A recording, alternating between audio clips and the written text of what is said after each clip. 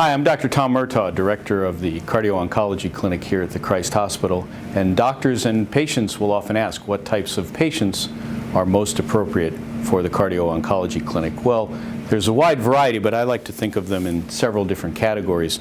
The first are patients with existing heart and vascular problems. These are problems that predate even the diagnosis of cancer. Recently, we saw a woman who had a very poor heart function, which was diagnosed even before her chemotherapy was started.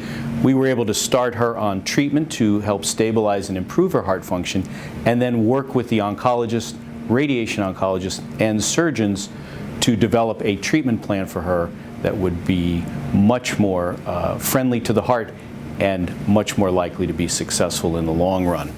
The second is that we often see patients with problems that arise from the treatment of their cancer.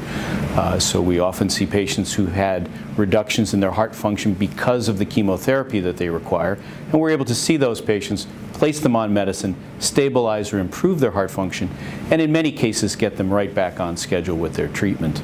Another issue is sometimes the treatments are very far in the past, and we also have recently seen a gentleman who was treated as a young adult for cancer, and it required radiation, and that damaged his heart function and also his heart valve.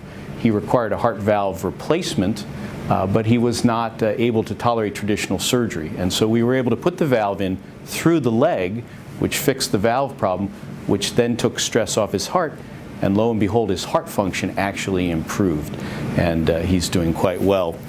We also see patients who have urgent issues. Sometimes, unfortunately, problems arise quickly. Just about 2 weeks ago, there was a woman we had to see in the clinic who had fluid around her heart, and that was compressing her heart and making it difficult for her to breathe.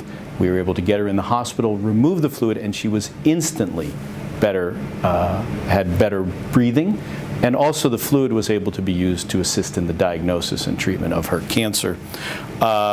Next, there are patients who just have common problems that are unrelated to their cancer treatment, and those problems can sometimes be distractions.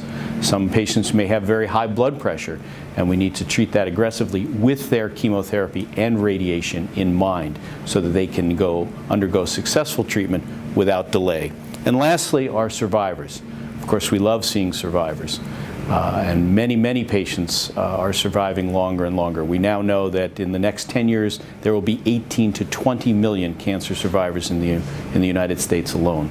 Those patients are at an increased risk of heart and vascular problems, and so we believe by taking a close look at their risk factors, following their heart function carefully, and treating when appropriately, that long-term success from their cancer treatment can be extended to even longer-term success.